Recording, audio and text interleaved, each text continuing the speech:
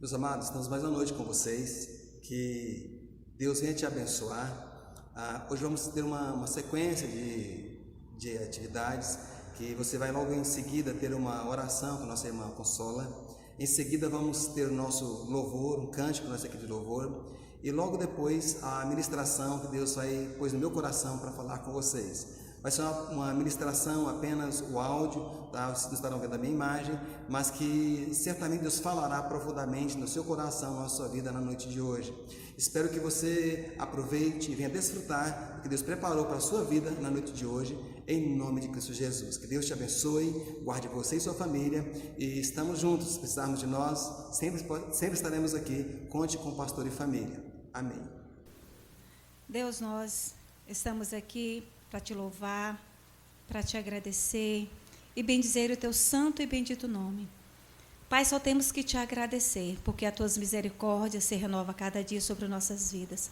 Somos gratos pelo teu amor, pela tua bondade, com que o Senhor tem nos conduzido, ó Deus, nesses momentos difíceis, nesses momentos de luta, nesses momentos de dores. E nós estamos aqui, ó Pai, porque cremos no sobrenatural do Senhor sobre as nossas vidas. Cremos no teu poder, ó Pai, porque o Senhor está no controle de todas as coisas. E somos gratas por isso, ó Deus. Aquieta os nossos corações, ó Deus. Nos dê diante de todo esse tumulto, ó Pai, serenidade. Nos dê tranquilidade, ó Pai. Tranquilidade que vem do Santo Espírito do Senhor, que acalma e acalenta os nossos corações. Derrama do teu amor, Pai, sobre cada lar, sobre cada família da tua igreja, ó Deus, e conforta os corações do teu povo. Pai, visita as nações. Visita, ó Deus, o povo que clama, que chora diante de ti neste momento, ó Deus. E somos, ó Pai, em tudo mais do que vencedor em Cristo Jesus, que nos fortalece e que nos conduz em vitória, Pai.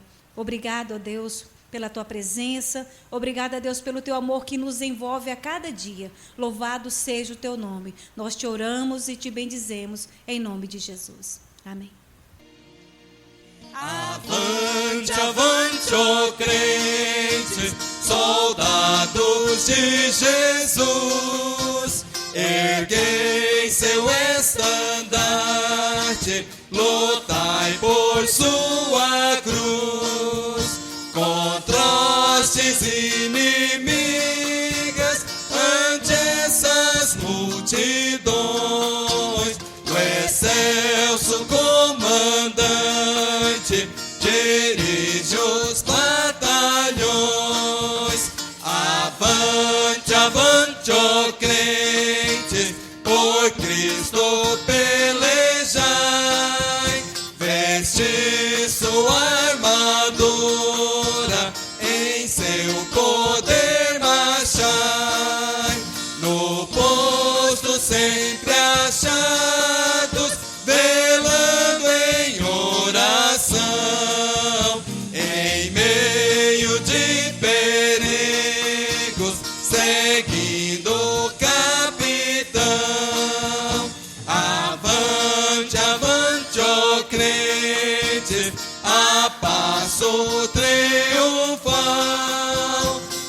hoje há combate horrendo, muito cedo a paz final. Então eternamente bendito vencedor, no céu glorificado, com Cristo Salvador. Amém, irmãos? Fala que culto abençoado. Deus vai falar no seu coração essa noite, como já está falando. Amém, irmãos? A paz do Senhor, graça e paz. Eu estive conversando com Maria Rosa, com Lucas, sobre esse texto que Deus me deu hoje. Eu tenho a leve impressão que eu ministrei, alguém ministrou sobre ele. Mas Deus me deu uma palavra diferenciada e eu quero tentar passar para os irmãos nessa noite aqui agora em nome de Cristo Jesus. Se encontra em Lucas capítulo 8, 43 ao 48. Certa mulher que havia 12 anos vinha sofrendo de uma hemorragia e a quem ninguém tinha podido curar, e que gastara com os médicos todos os seus haveres. Veio por trás dele, ele tocou na orla da veste e logo se lhe estancou a hemorragia. Mas Jesus disse: quem me tocou? Como todos negassem, Pedro com seus companheiros disse: Mestre, as multidões te apertam e te oprimem, e dizes: quem me tocou? Contudo, Jesus insistiu: alguém me tocou, porque senti que de mim saiu o poder. Vendo a mulher que não podia ocultar-se, aproximou-se trêmula e, prostrando-se diante dele, declarou à vista de todo o povo a causa por que lhe havia tocado e como imediatamente fora curada. Então lhe disse: filha, a tua fé te salvou, vai-te em paz. Eu fico muito à vontade com os milagres que Jesus Cristo faz. Eu gosto muito de ministrar sobre eles, e muitas vezes eu tenho que ficar me segurando para não poder pregar sobre eles, porque cada vez que eu leio, cada vez que eu ministro, eu aprendo um pouquinho mais, eu cresço um pouco mais. Então quero que nesta noite Deus venha ministrar na minha vida, para que eu possa ministrar na sua vida aquilo que Deus tem preparado para os nossos corações nessa noite, em nome de Jesus. Amém? Então vamos lá. Se você observar, não precisa folhear, mas se você folhear sua Bíblia, ou talvez uma página anterior, ou na mesma página, só no outro lado anterior, você vai tentar entender algumas coisas que estavam acontecendo aqui. Primeiro, Jesus Cristo, ele tinha pedido aos seus discípulos que passassem para o outro lado, justamente lá em Genezaré, em relação aos gesarenos, que era uma outra comunidade, um outro local, longe do povo judeu, um pouco mista com o povo judeu ali, e Jesus Cristo vai para esse lugar ali. E naquele lugar, o texto fala anterior, o contexto histórico fala que havia um certo homem que ele vivia no meio de um cemitério, coisa esquisita, né? E ele comia ali, tinha uma força descomunal, que ele havia espíritos malignos na vida dele, dentro dele. Todas as cadeias que o amarravam, correntes que o amarravam, ele quebrava tanta força que ele tinha, que não vinha de Deus. Mas aquele homem, quando Jesus Cristo passou para o outro lado da margem, e esteve naquele lugar, Jesus Cristo falou para os demônios para que saíssem dele, e os demônios saíram dele. Muitas pessoas que estavam naquele lugar não entendiam, não compreendiam a pessoa de Jesus Cristo. Porque Jesus Cristo disse para aqueles demônios saíssem, e os demônios entraram nos porcos. E aqueles porcos que estavam ali, que para o judeu é considerado um animal imundo, tá? Aqueles porcos caíram num precipício, tá? E morreram todos afogados ali. As pessoas daquele país, daquela comunidade, não queriam que Jesus Cristo ficasse ali, porque aqueles animais tinham morrido. E não porque um homem foi liberto, foi salvo.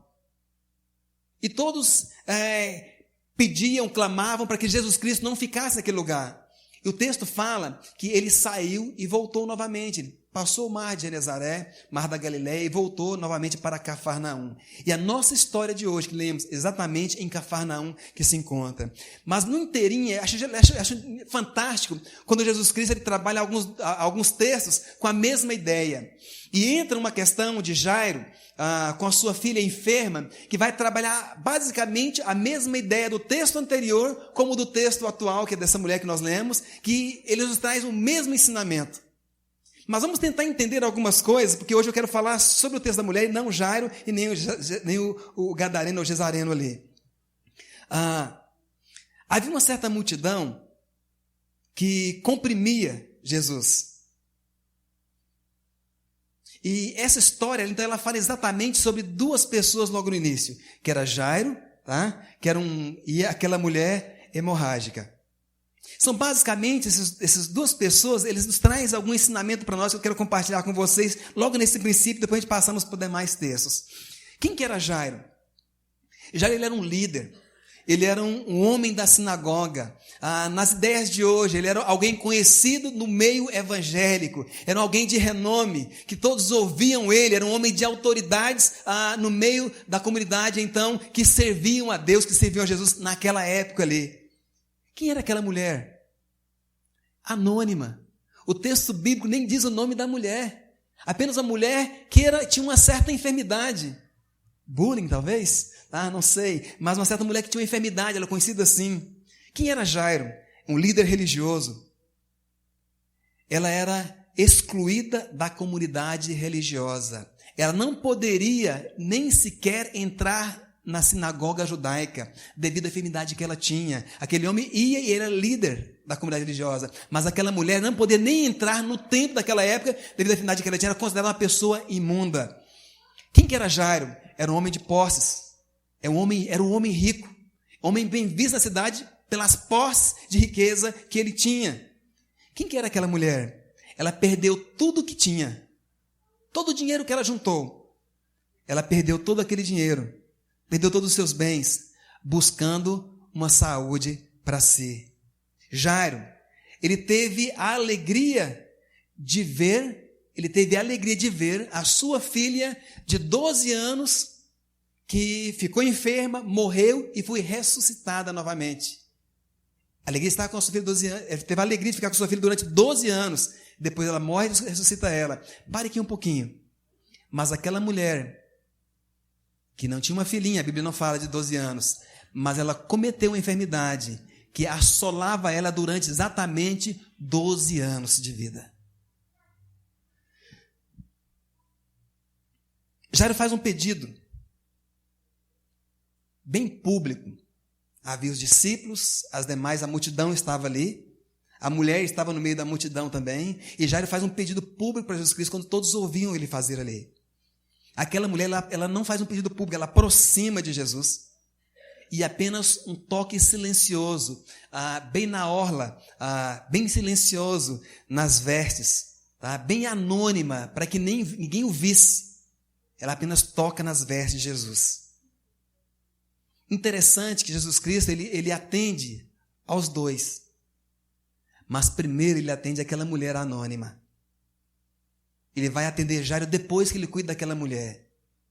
E a partir daí eu quero tentar observar com vocês alguns princípios que eu posso observar entre os versículos 43 até o versículo 47 e 48. Em primeiro lugar que eu posso observar com vocês, o toque da cura começa com a consciência de uma grande necessidade. O toque da cura, na sua alma, na sua vida, aquele que você precisa, ela começa exatamente quando você tem consciência, que você sabe, você entende que você realmente necessita da intervenção de Deus na sua vida. Porque isso é fé. Isso é você acreditar que Deus, em Jesus Cristo, pode fazer algo na sua vida. Dentro do versículo 43, eu posso aprender também que, em primeiro lugar, havia um sofrimento prolongado na vida daquela mulher.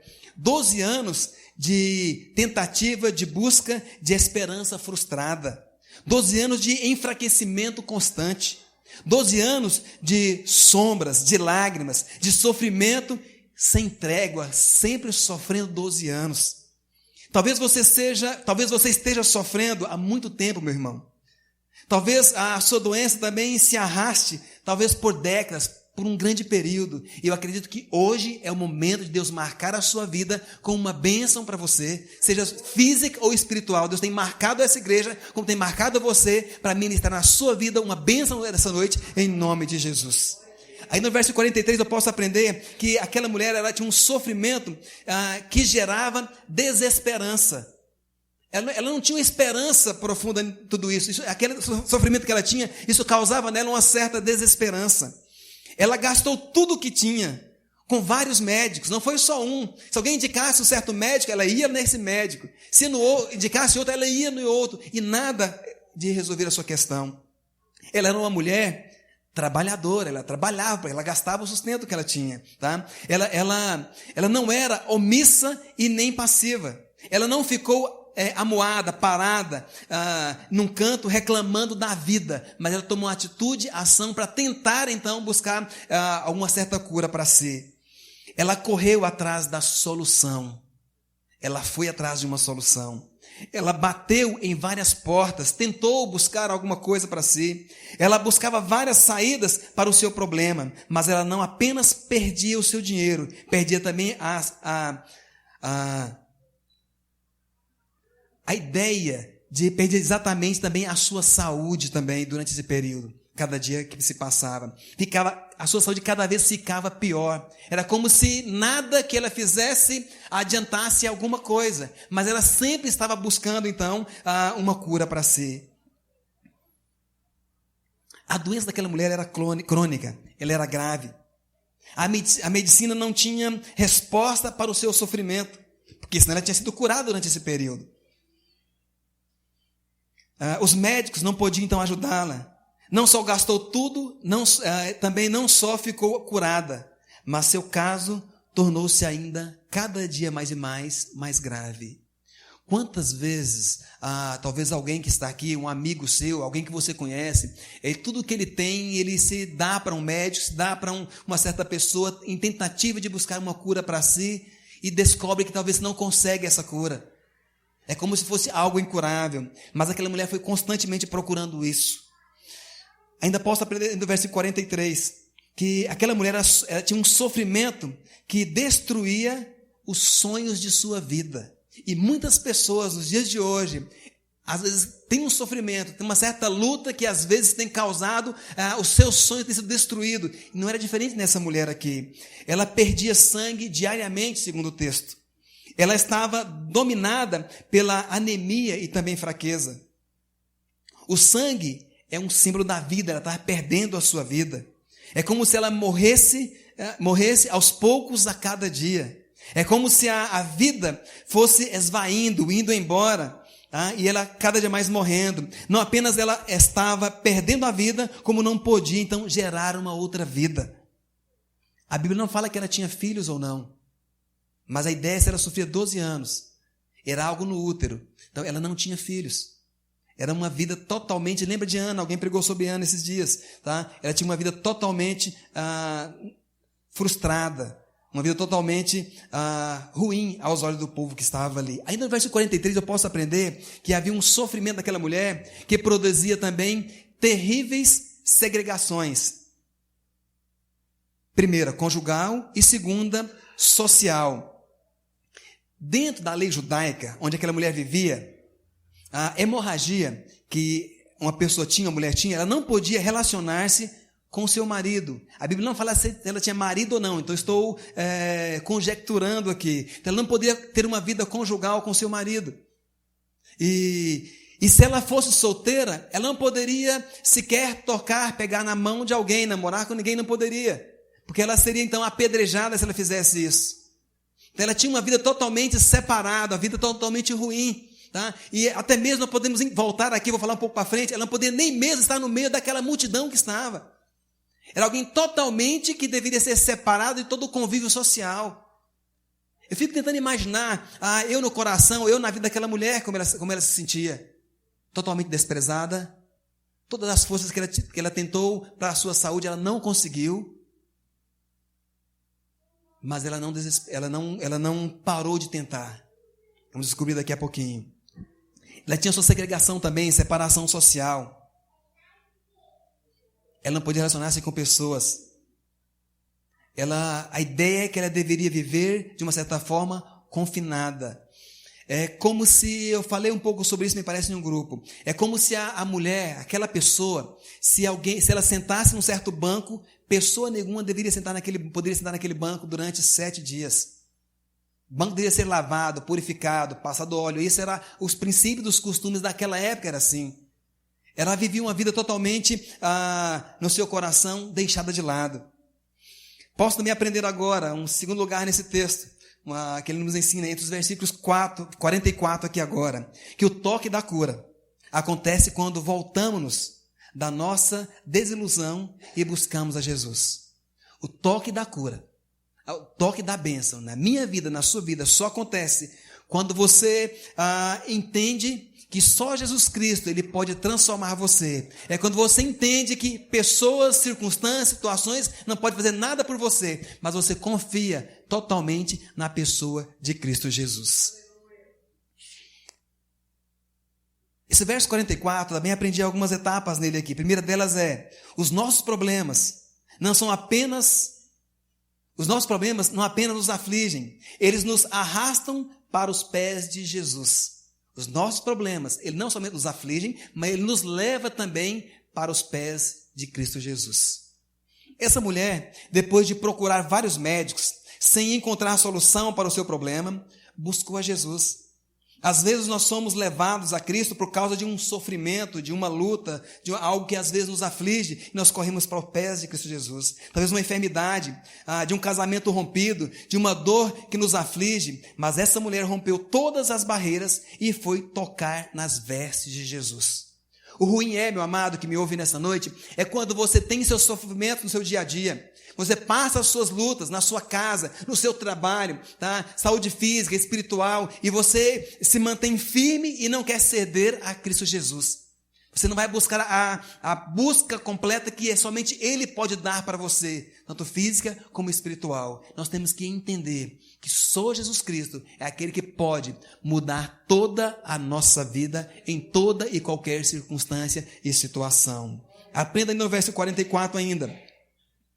Quando os nossos problemas parecem insolúveis, ainda podemos ter esperança.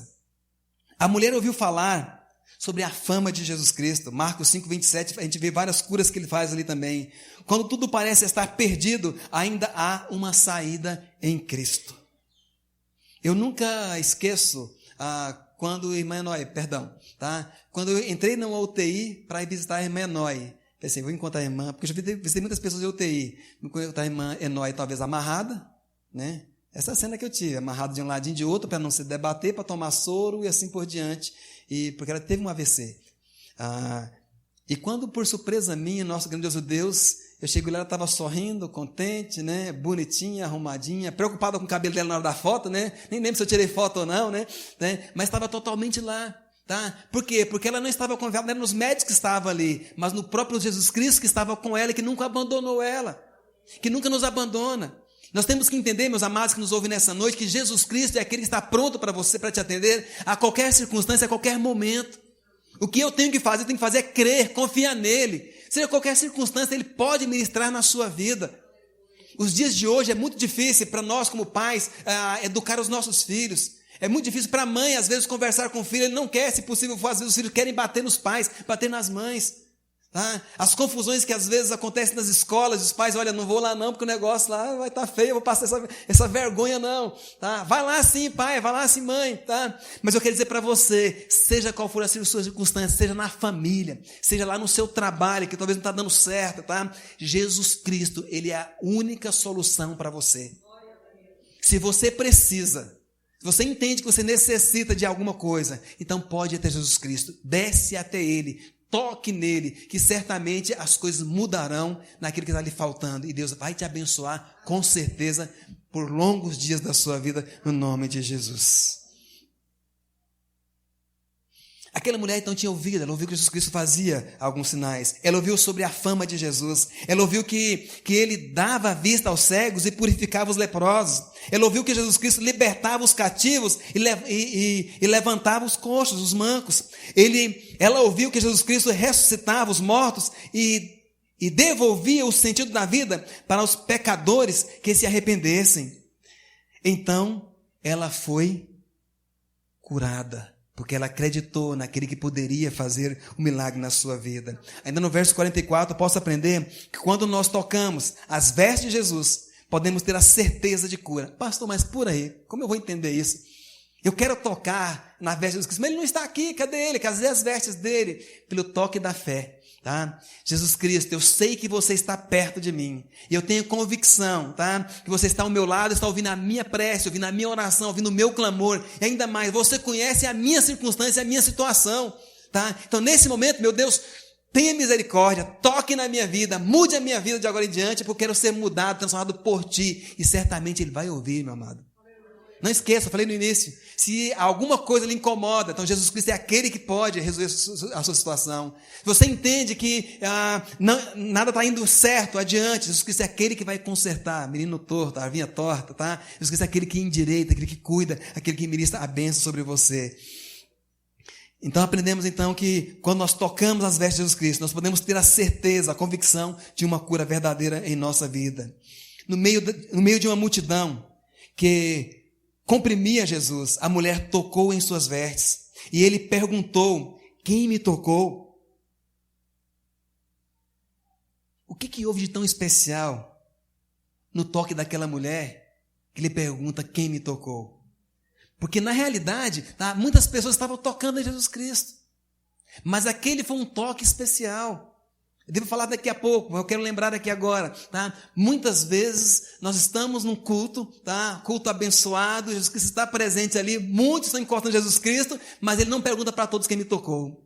Existe um diferencial de algumas pessoas na sua fé, na sua convicção, no seu sentimento, que eles conseguem tocar Jesus Cristo. Muitos que estavam ali perto de Jesus Cristo, ele não percebeu o toque, mas o toque daquela mulher foi um toque especial.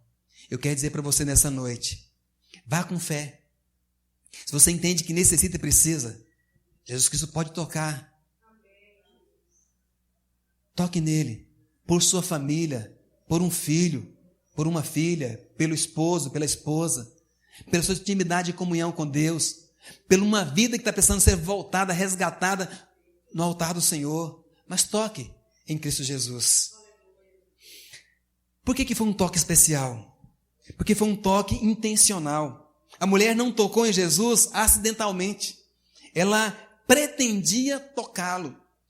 Ela teve uma ação, ela sabia que Jesus Cristo, ele tinha autoridade, ele tinha poder, ela conheceu a história de Jesus Cristo, que ele tinha autoridade para mudar na sua vida, tá? E então ela foi um toque intencional, ela não esbarrou em Jesus Cristo, ela tocou em Jesus Cristo porque ela sabia que Jesus Cristo poderia mudar a sua vida. Eu digo para você nessa noite, vá até Jesus Cristo, porque saiba que ele pode restaurar, ele pode mudar todo o seu ser em nome de Jesus. Irmão, não sei se você ficou sem gasolina, não estou entrando em mérito nenhum não, tá? Abro aspas, fecho aspas. Não sei se você ficou sem gasolina ou álcool, eu não fiquei não. Fechei aspas, tá? Porque eu sabia que eu tinha uns compromissos a fazer com os outros, Jesus Cristo cumpriu todos eles em nome de Jesus, tá? Quer dizer para você o seguinte, às vezes o medo, circunstâncias, a falta de fé nos faz algo, mas aquela mulher, ela sabia em quem ela estava tocando e por que ela estava tocando. Vai com fé. Jesus Cristo vai restaurar, vai mudar toda a sua vida. Foi um toque com um propósito definido. Ela pretendia ser curada do seu mal, o que a tornava um mal que lhe trazia ela há tantos anos. Ela sabia que Jesus Cristo poderia mudar, era um toque intencional, mas ela sabia por que ela estava tocando em Jesus Cristo. Quando você for até ele, buscar algo, pedir algo, vá sabendo o que você precisa. Confesse a ele que você precisa. Fale para ele o que você precisa, que certamente ele vai mudar totalmente a sua história. Foi um toque movido pela fé. A mulher, ela acreditava que Jesus tinha o poder para curá-la. Quando você toca em Jesus Cristo, saiba que ele tem poder para lhe restaurar, para mudar totalmente a sua vida em nome de Jesus. Foi um toque eficaz, porque ela foi curada. Quando a mulher tocou em Jesus Cristo, ela ficou imediatamente livre do mal que ela tinha. Foi uma cura totalmente instantânea, que aconteceu exatamente no mesmo momento do toque. Ela tocou e foi curada naquele exato momento. Ela percebeu que foi curada. Jesus Cristo percebeu que dele saiu o poder. Por isso ele pergunta quem me tocou. Meus amados e minha amada, se você tiver fé, você confiar em Deus, se você estiver precisando de algo, você com fé e chegar diante dele, seja qual seja a sua circunstância, a sua situação, se você for até ele, você tocar nele pela fé, a sua vida vai ser restaurada, a sua vida vai ser mudada, e pessoas vão olhar para você e dizer, olha, mas o que aconteceu com você? O que aconteceu com você? Antes você estava totalmente de uma forma que causava tristeza, que causava medo, e agora eu vejo você totalmente restabelecido, curado, transformado, totalmente uma pessoa alegre, mudada. O que aconteceu com você?